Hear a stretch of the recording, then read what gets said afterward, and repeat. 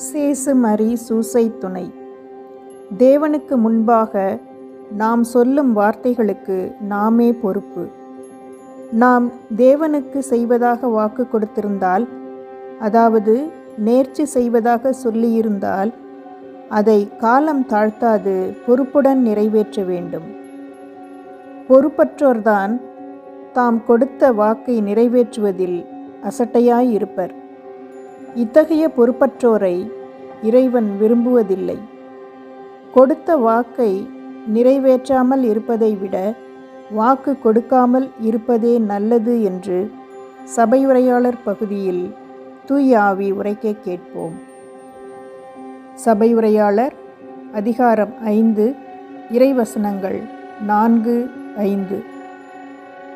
கடவுளுக்கு நீ ஏதாவது ஒரு வாக்கு கொடுத்திருந்தால் அதை நிறைவேற்றுவதில் காலம் தாழ்த்தாதே.